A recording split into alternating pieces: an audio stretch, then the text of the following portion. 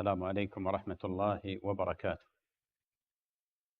بسم الله الرحمن الرحيم، الحمد لله رب العالمين، وأشهد أن لا إله إلا الله وحده لا شريك له ولي الصالحين، وأشهد أن محمدا عبده ورسوله إمام المتقين، صلى الله وسلم وبارك عليه وعلى آله وأصحابه والتابعين وعلى من تبعهم بإحسان إلى يوم الدين وسلم تسليما مزيدا.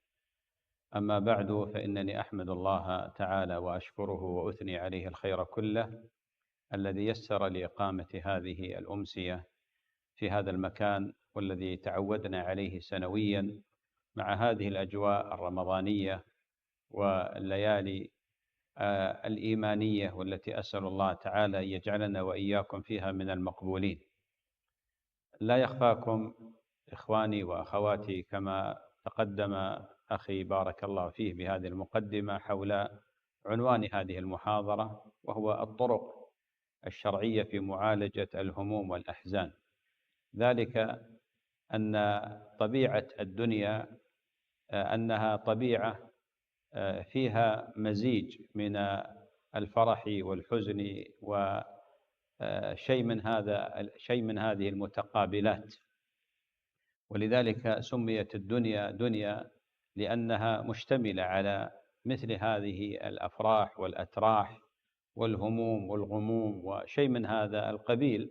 طبعت على كدر وأنت تريدها صفوا من الأقذاء والأكدار، ومكلف الأيام ضد طباعها متطلب في الماء جذوة نار. ولذلك لعلي أذكر في بداية هذه المحاضرة مجموعة من القواعد. القاعدة الأولى أن سنة الله تعالى الكونية والقدرية في الخلق والعباد هو الابتلاءات التي تجلب شيء من هذه الأحزان والهموم. ولذلك الله جل وعلا قال: وبلوناهم بالحسنات والسيئات لعلهم يرجعون. ويقول جل وعلا: ونبلوكم بالشر والخير فتنة وإلينا ترجعون. ويقول جل وعلا: ولنبلونكم بشيء من الخوف والجوع ونقص من الأموال والأنفس والثمرات وبشر الصابرين. والنصوص في هذا كثيرة جدا على أن الابتلاءات هذه سنة من سنن الله تعالى الكونية القدرية، وهذا هو حال الدنيا. القاعدة الثانية أن هذه الابتلاءات لا يسلم منها أحد، لا نبي مرسل ولا عبد صالح ولا أحد ممن يعيش على هذه الأرض.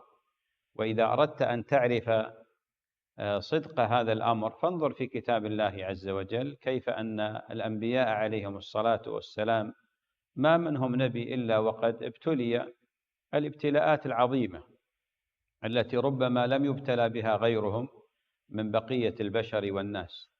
والابتلاءات هذه لا شك بأن يتولد منها الحزن والهم وبقية الأشياء. فانظر إلى نوح عليه الصلاة والسلام وهو يعالج قومه في هذه الدعوة، ويتفاجأ بأقرب الناس إليه يكفرون بالله عز وجل ولا يستجيبون إلى دعوته. قد ضرب الله جل وعلا بامرأته مثلا وبابنه الذي كان يناديه. ولذلك كان نوح عليه الصلاة والسلام مر أزمات في هذا الأمر.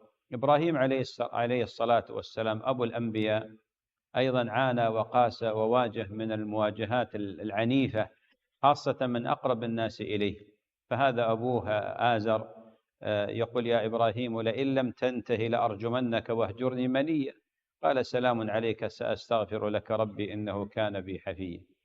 وهو أيضا لما رزقه الله جل وعلا الولد على حين كبر، يتفاجأ إبراهيم بأمر عظيم، وهو اختبار وامتحان. يريه الله عز وجل رؤيا: يا بني إني أرى في المنام أني أذبحك فانظر ماذا ترى. قال: يا أبت افعل ما تؤمر ستجدني إن شاء الله من الصابرين. ومتى لما بلغ معه السعي أصبح يعين والده ويساعد أباه، جاء هذا الامتحان العظيم. لكن الله تعالى أكرم إبراهيم حينما علم صدق عزيمته وانتضى سكينه وأضجع ابنه وتله للجبين. ناداه من الله عز وجل مناد وهو بالسلامة والكرامة يحيى: أي يا إبراهيم قد صدقت الرؤيا إنا كذلك نجزي المحسنين. وهذا موسى عليه الصلاة والسلام في كل محطة من محطات دعوته وحياته يمر بأزمات مع قومه، ويتفاجأ بهذه الأمة الغضبية التي كانت تواجهه مواجهات غاية في الصلف، ويعاني ويقاسي. وما أعجلك عن قومك يا موسى؟ قال هم أولئك على أثري وعجلت إليك ربي لترضى. قال فإنا قد فتنا قومك من بعدك وأضلهم السامري. فرجع موسى إلى قومه غضبان أسفا. غضبان أسف في الآية الأخرى، وألقى الألواح من شدة الغضب والحزن الذي واجهه بسبب فعل قومه. كذلك عيسى عليه الصلاة والسلام، هكذا بقية الأنبياء. يونس عليه الصلاة والسلام خرج مغاضبا. وأكثر الأنبياء ابتلاء هو نبينا صلى الله عليه وآله وسلم. ولذلك كل ما لدى الأنبياء من أشياء اجتمعت في النبي عليه الصلاة والسلام، فظهر صبره العظيم صلوات ربي وسلامه عليه. حتى إن عائشة تسأله يعني عن المواقف، ويذكر عليه الصلاة والسلام بعض المواقف التي مرت به والشدائد. منها أنه لما عرض نفسه على ابن عبد ياليل ابن كلال ورفض دعوته، وقد مارست قريش عليه أقسى الممارسات، ويعني حاصرته محاصرة عنيفة وقتلت أصحابه وشردتهم. وكان النبي عليه الصلاة والسلام يأمل في بعض العقلاء أنه يستجيب لدعوته حتى يبلغ كلمة الله عز وجل. يقول النبي عليه الصلاة والسلام فرد دعوتي، فسار النبي عليه الصلاة والسلام من مكة حتى بلغ قرن الثعالب. يقول ولم أفق إلا وأنا بقرن الثعالب. وهذا يدل على شدة الهم والحزن الذي سيطر على النبي صلى الله عليه وآله وسلم، وخرج مسافة عشرات الكيلوات. ولذلك هذا إن دل على شيء فإنما يدل على أن هذا الأمر لا يسلم منه نبي ولا عالم ولا عابد ولا صالح ولا طالح. القاعدة الثالثة أن طبيعة النفس البشرية لا ترضى بالهم والغم والحزن. لماذا؟ لأن الهم والحزن هذا يكدر صفو الحياة. واتفقت البشرية جمعاء على موضوع طلب السعادة. البشرية بمجموعها اتفقوا على طلب السعادة، يريدون السعادة، كل يبتغي السعادة، لكن اختلفت يعني الوسائل عندهم في الحصول على السعادة. اختلفوا، فمنهم من يرى السعادة في المال، ومنهم من يرى السعادة في السفر، ومنهم من يرى السعادة في المتعة المحرمة، ومنهم من يرى كذا وكذا. ولذلك طبيعة النفس البشرية رافضة لمسألة الحزن، فهي تميل إلى قضية الطمأنينة والراحة والابتعاد عن الهموم والغموم، وهذا أمر فطري طبيعي. ولذلك شريعتنا أيضا جاءت بالتأكيد على هذا الأمر. والحزن في القرآن لم يذكر إلا في النهي عنه وفي النفي. يعني يقول جل وعلا ولا تهنوا ولا تحزنوا، هذا نهي عن الحزن، ونفي له أيضا في قول الله عز وجل لا خوف عليهم ولا هم يحزنون. لا خوف عليهم ولا هم يحزنون. هذه طبيعة، هذه الشريعة جاءت لتتناغم مع الطبيعة البشرية في مسألة رفض الحزن ورفض الهم والغم وعدم الرغبة فيه. ولأجل هذا نجد القاعدة الأخرى فيما يتعلق بقضية اختلاف درجات الحزن والهم. فلذلك نجد مثلا هناك تفاوت، يعني مثلا الحزن والهم والغم يكون يعني في جانب يعني قد يسيطر على الشخص، وفي جانب يكون أضعف، وهكذا على حسب ما يعني درجة الهم ودرجة الحزن، وأيضا السبب المهيج والدافع لهذا الحزن ولهذا الألم. هذا يعني قواعد عامة، هذه قواعد عامة. ثم إن المتأمل في أسباب الحزن وفي أسباب الألم وفي أسباب الحزن والهم والغموم هذه التي يتعرض لها الناس حقيقة يعني يجد بأن لها أسباب عدة.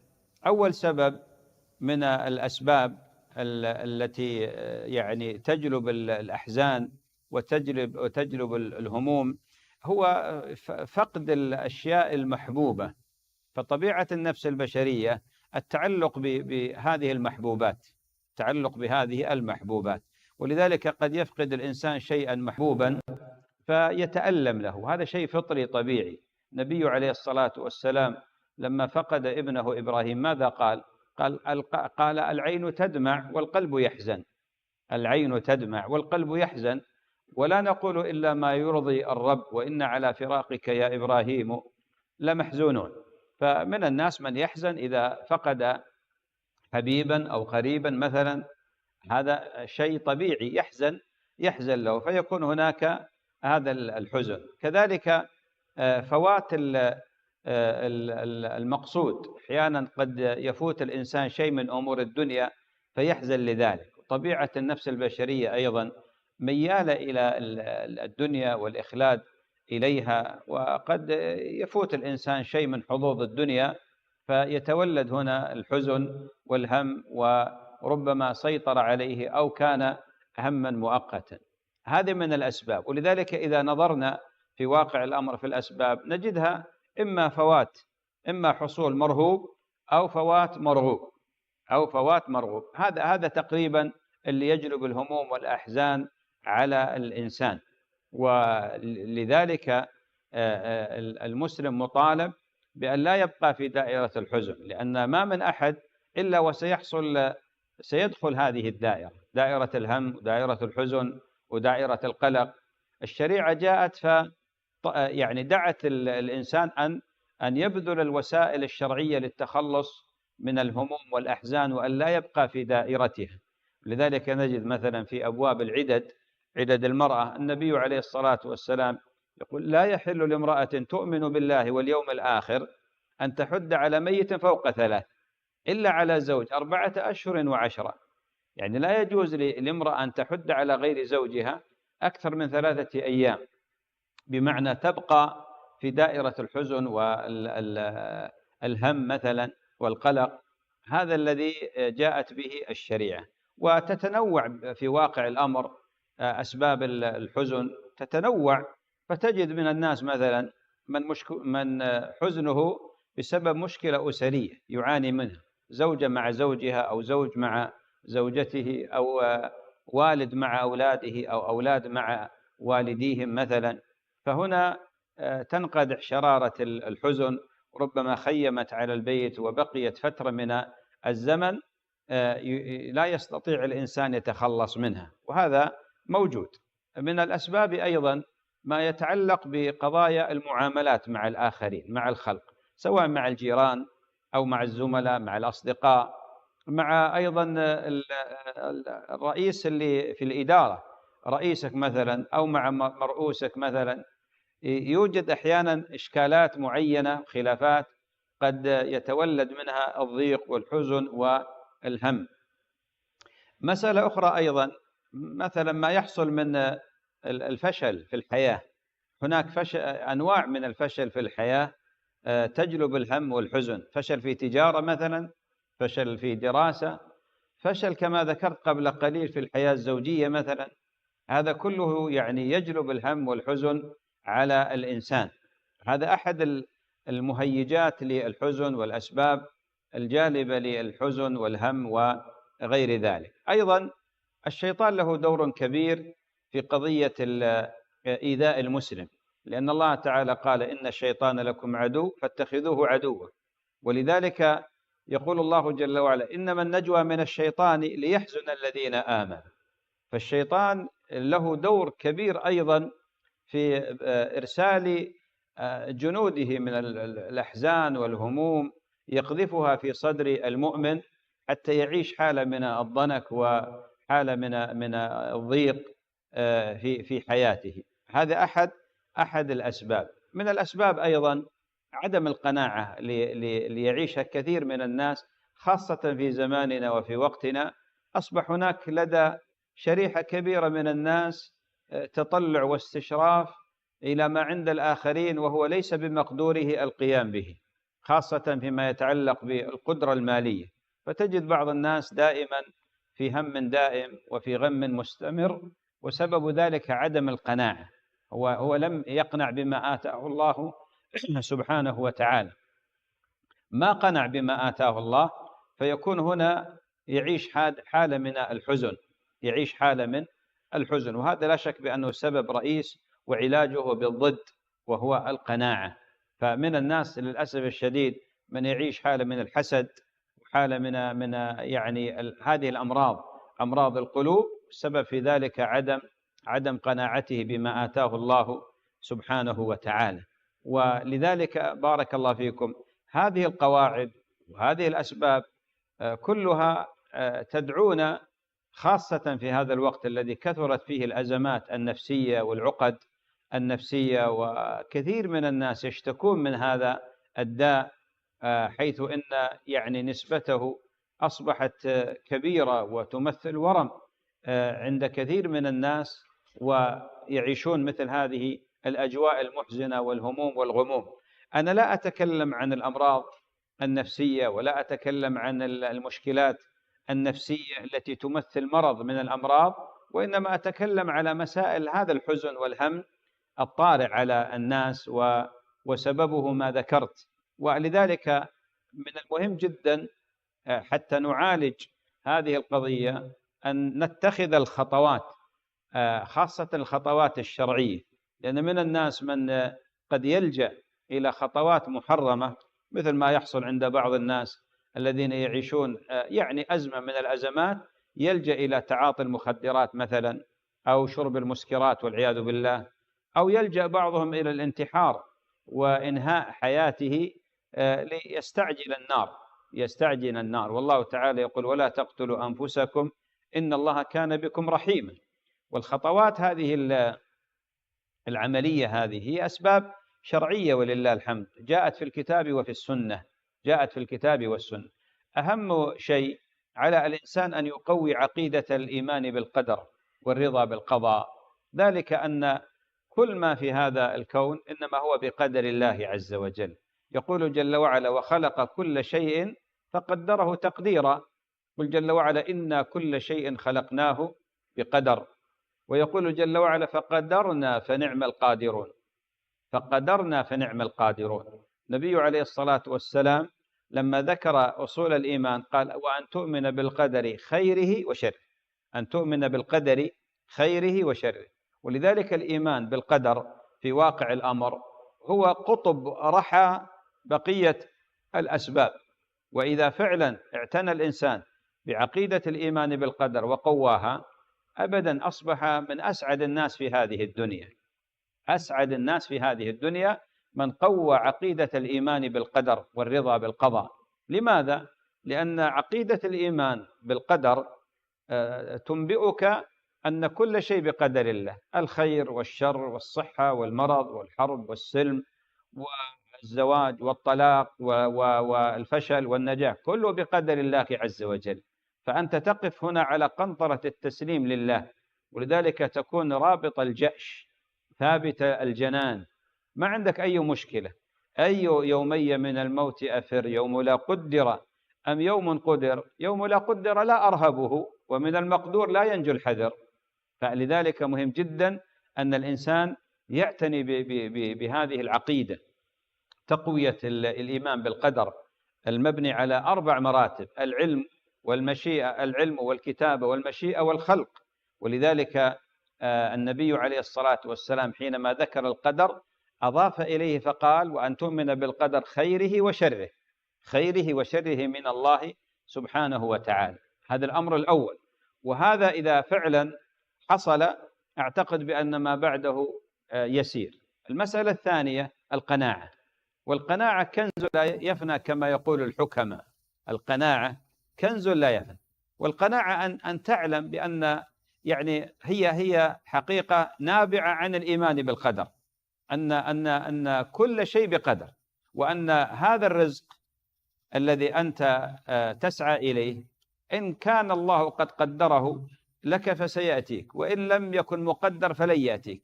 هذه الحياة عموم الحياة بكل ما فيها، لا بد أن يكون لك قناعة. مشكلة الناس للأسف الشديد أنهم لا يقنعون، ولذلك تجدهم يسعون ويلهثون وراء أشياء أصلا هي ليست من يعني من الأشياء المقصودة شرعا، لكن هو يريد أن يجاكر الناس إن صح التعبير، يريد أن يكون مثل ما يكون ما عليه الآخرون مثلا. والمعنى كما يعني ذكرنا قبل قليل أن القناعة مهم. القناعة في واقع الأمر تضيف إليك السكينة والراحة والطمأنينة. والنبي عليه الصلاة والسلام كما في السنن قال: واقنع بما آتاك الله تكن أغنى الناس. واقنع بما آتاك الله تكن أغنى الناس. إذا ما يقول الشافعي: إذا ما كنت ذا قلب قنوع فأنت ومالك الدنيا سواء. أنت ومالك الدنيا سواء. هذا أمر غاية في الأهمية، لأن إذا فعلا سبرنا أغوار هؤلاء البؤساء، هؤلاء الأشقياء في هذه الدنيا، نجد بأن من أسباب الهم هو عدم القناعة. شوف الآن في الإجازات الصيفية كيف أن الناس يعني يحرصون أن يعني يقلد بعضهم بعضا ولو على يعني حساب أشياء كثيرة. يعني بعضهم يذهب فيقترض لأجل السفر. لماذا؟ لأن فلان سافر. طيب فلان عنده قدرة، أنت ما عندك قدرة على السفر، فيتحمل قروض وديون تبقى يعني تلاحقه المصارف ويبقى ذليلا. والنبي عليه الصلاة والسلام نهى المسلم أن يذل نفسه. إذن القناعة أن تعلم بأن هذا هو قدر الله عز وجل، وهذا لا يمنع أن الإنسان يسعى ويكسب، لكن على أن لا يخالف المسلك الشرعي. من الوسائل في قضية علاج الهموم والغموم هو اللجوء إلى الصلاة. كثير من الناس لديه مشاكل أسرية، اجتماعية، مشاكل حياتية، لكن تجده بعيد كل البعد عن الله عز وجل. وهذا حقيقة من أعجب الأشياء، أن الإنسان يفر من الذي بيده كل شيء وهو الله جل وعلا. ولذلك قال الله تعالى لنبيه عليه الصلاة والسلام: ولقد نعلم أنك يضيق صدرك بما يقولون فسبح بحمد ربك وكن من الساجدين. يعني كن من المصلين. الخطاب لمن؟ للنبي عليه الصلاة والسلام. ولقد نعلم أنك يضيق صدرك بما يقولون فسبح بحمد ربك وكن من الساجدين. جاء في الحديث الصحيح أن النبي عليه الصلاة والسلام إذا حزبه أمر صلى عليه الصلاة والسلام. في حديث حذيفة إذا حزبه أمر قام يصلي عليه الصلاة والسلام، يعني إذا ضاق صدره واهتم صلى الله عليه وسلم. والله تعالى يقول: إن الإنسان خلق هلوعا إذا مسه الشر جزوعا وإذا مسه الخير منوعا إلا المصلي. لذلك الإنسان يلجأ إلى الصلاة إذا مرت عليه أزمة ودخل في أجواء الحزن والغم والهم، يلجأ إلى الصلاة. هذا هو المنهج الشرعي الذي دلنا عليه النبي صلى الله عليه وآله وسلم. كذلك من الأسباب الشرعية في قضية طرد وكنس الأحزان ما يتعلق بالصيام. فالنبي عليه الصلاة والسلام يقول: للصائم فرحتان يفرحهما، فرحة عند فطره وفرحة عند لقاء ربه. انظر إلى التعبير بالفرح. فالإنسان إذا تلبس بهذه العبادة وبهذه الطاعة سيفرح فرح عظيم، وهذا سيجده في نفسه قصد ذلك أو لم يقصده. ولذلك الصيام، نحن الآن في شهر رمضان المبارك، الإنسان يعتاد الصيام. عندنا الصيام المسنون، هذا الصيام سبب من أسباب تفريج الكروب وإزالة الهموم والغموم بإذن الله سبحانه وتعالى. للصائم فرحتان يفرحهما، فرحة عند فطره وفرحة عند لقاء ربه. كذلك من الطرق الشرعية الدعاء. فالدعاء هذا من أعظم الأسباب التي يدفع الله عز وجل بها الغموم والهموم والأحزان. ولذلك يقول الله جل وعلا: الذين آمنوا وتطمئن قلوبهم بذكر الله ألا بذكر الله تطمئن القلوب. الذكر والدعاء سبب من أسباب الطمأنينة، طمأنينة النفس والقلب وانشراح الصدر. ولذلك الدعاء، الله جل وعلا يقول: وقال ربكم ادعوني أستجب لكم. قل جل وعلا: وإذا سألك عبادي عني فإني قريب أجيب دعوة الداعي إذا دعان فليستجيبوا لي وليؤمنوا بي لعلهم يرشدون. خاصة وقت الاضطرار الله عز وجل يستجيب دعاء المضطرين. يقول جل وعلا: أما يجيب المضطر إذا دعاه ويكشف السوء. ولذلك يعقوب عليه السلام لما حصل ما حصل من معاملة أولاده ليوسف، ماذا قال؟ قال: إنما أشكو بثي وحزني إلى الله، إنما أشكو بثي وحزني إلى الله وأعلم من الله ما لا تعلمون.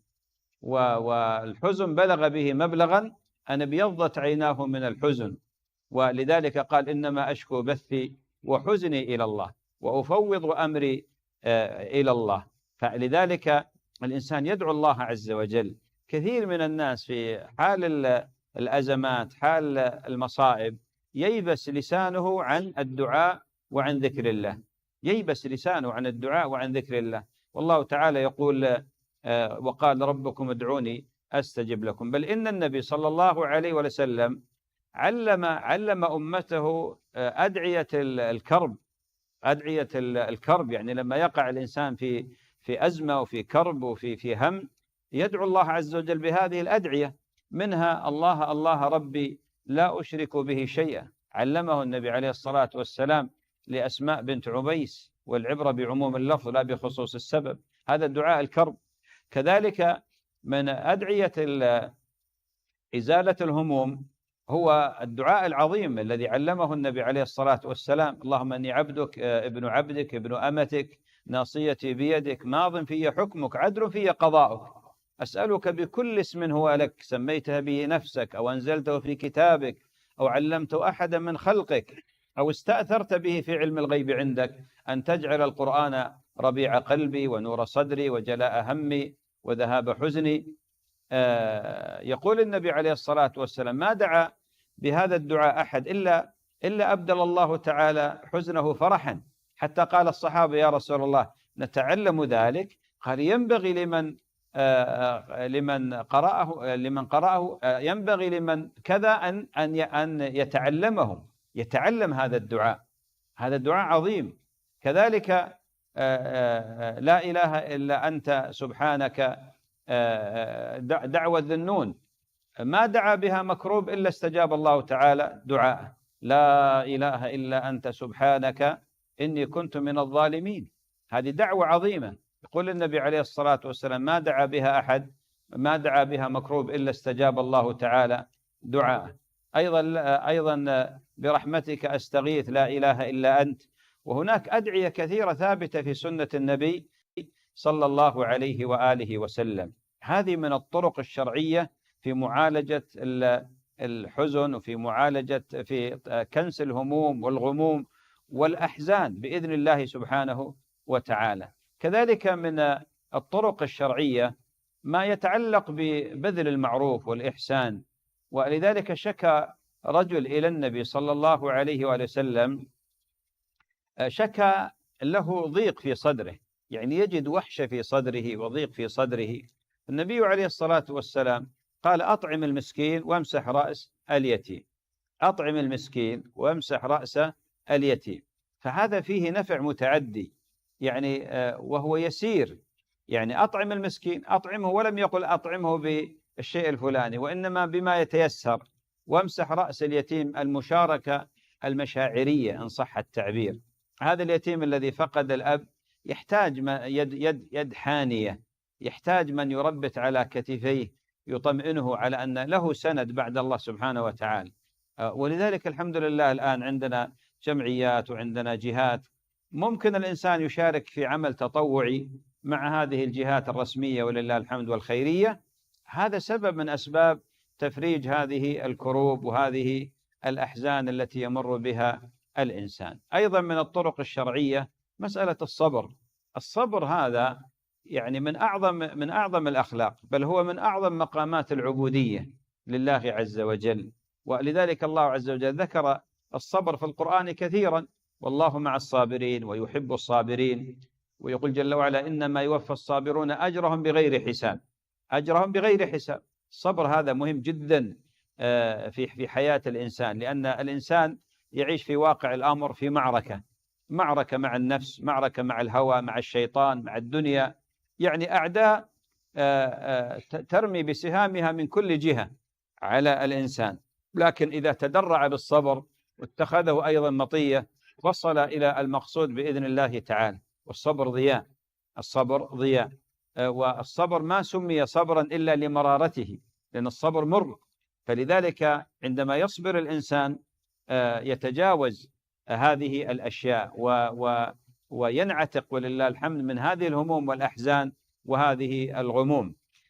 كذلك من الأمور التي يجب على الإنسان أن يستوعبها وأن يستشعرها مع هذه الأشياء، أن يعلم بأن هذه الأزمات في واقع الأمر إذا تأملها تأملا شرعيا وفسرها تفسيرا إيمانيا، علم بأن في طياتها منح وهبات وعطايا من الله عز وجل.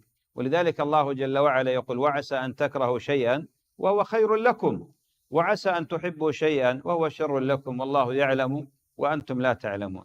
وليتأمل في السوابق التاريخية أو حتى في قصص القرآن يجد هذا ظاهرا. يعني يعقوب عليه السلام ويوسف والفصول المحزنة التي مرت في حياتهم، ماذا كانت العاقبة؟ حميدة، ورفع أبويه على العرش وخروا له سجدا. شوف النهاية، سبحان الله العظيم. يوسف من قاع الجب إلى عرش مصر، ويعني أتى إخوانه معتذرين فيقول لا تثريب عليكم اليوم.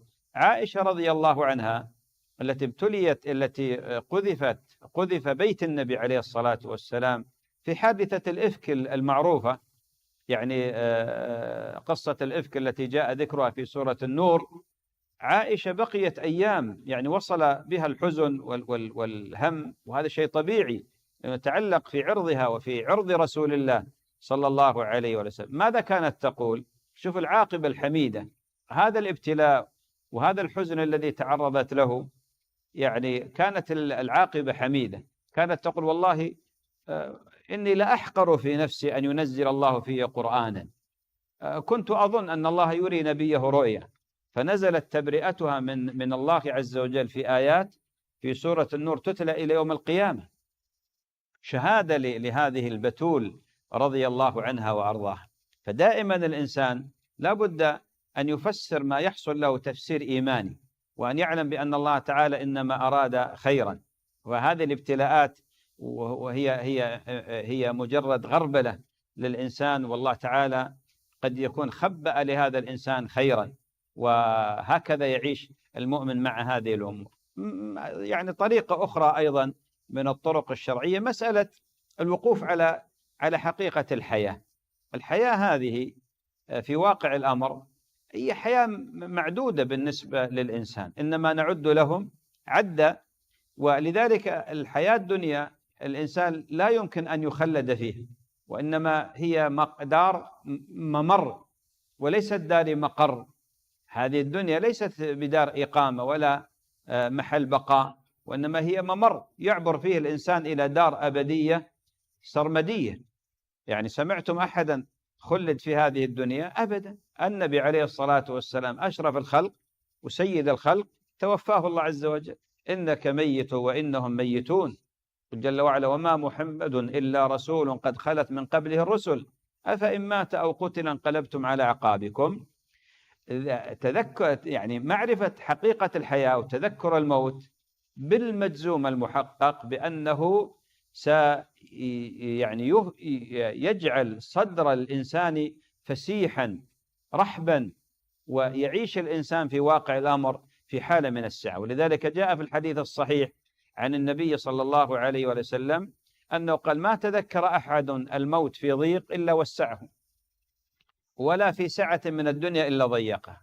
بمعنى أن الإنسان إذا كان مثلا الهموم هذه والغموم التي ضربت عليه ضربت على صدره وقلبه بسبب والله فقر، بسبب مرض، بسبب غربة عن الوطن مثلا، بسبب مشاكل من أقرب الناس إليك مثلا وشيء من هذا القبيل، يتذكر الإنسان بأن هذه الدنيا راحل عنها عن قريب، لكل أجل كتاب، فإذا جاء أجلهم لا يستأخرون ساعة ولا يستقدمون.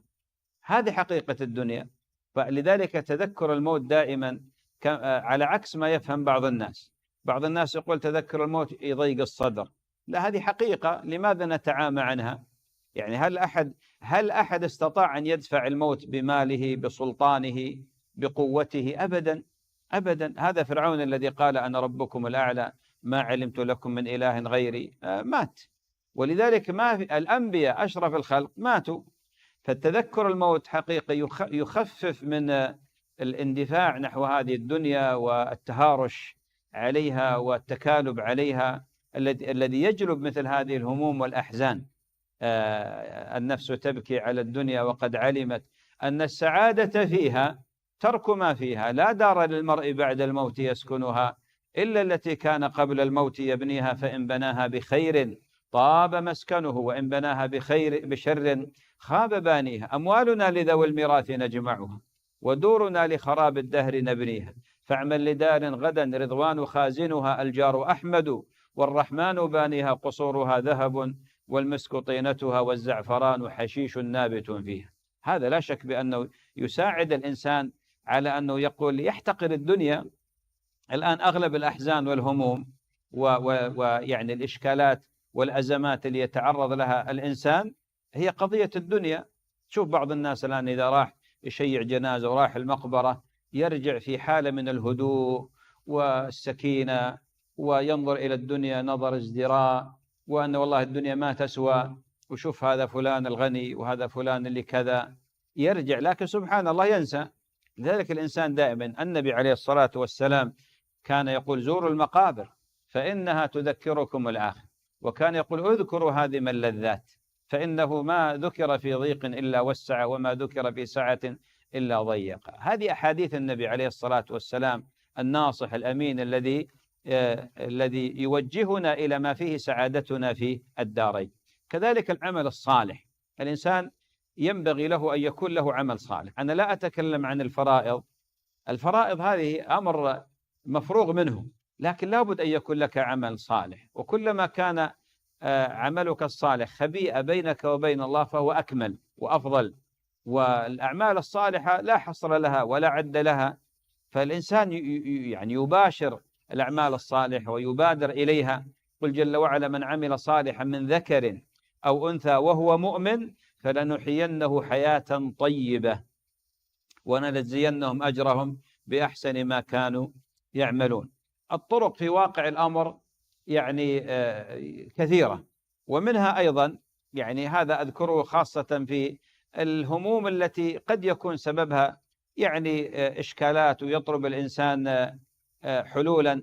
اتخاذ الأصدقاء الصالحين الذين تحتاج أن تبث إليهم بعض همومك، وإما أن يؤنسونك أو يواسونك أو يتوجعون لك. ولذلك الإنسان مدني بطبعه، ويحتاج فعلا إلى الصاحب الذي يصدقه، لا يصدقه، لا، وإنما يصدقه، يواسيه ويؤنسه ويتوجع له، وربما أشار إليه برأي قد يكون سبب من أسباب تفريج كربته. هذا النبي عليه الصلاة والسلام في صلح الحديبية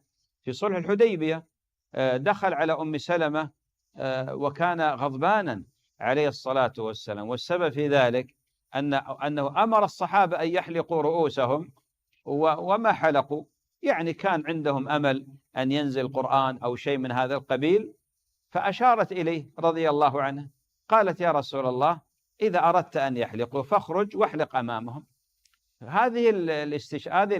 هذه المشورة يعني فرجت كربة للنبي عليه الصلاة والسلام، وانتهى الأمر. فأحيانا مثل ما يقولون يعني الصاحب يكون له دور كبير في حل إشكالات قد يتعرض لها الإنسان في حياته. أعتقد بأنني حاولت ألملم الموضوع وفي هذه النقاط وفي هذه الفقرات، وهو موضوع حقيقة يحتاج إلى بسط، لكن يعني حسب ما ذكرت من هذه التطوافة العجلة والسريعة حول أسباب الحزن والهم وشيء من هذا القبيل، مع ذكر الطرق الشرعية المعينة على التخلص من الأحزان، سائلا الله عز وجل لي ولكم التوفيق والسداد، كما أسأله جل وعلا أن يجعلنا وإياكم من المقبولين في هذا الشهر الفضيل.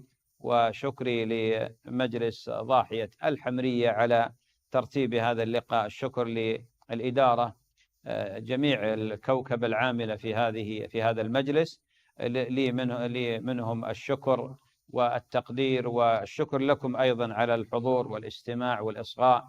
وصلى الله وسلم وبارك على عبده ونبيه محمد. وإياكم.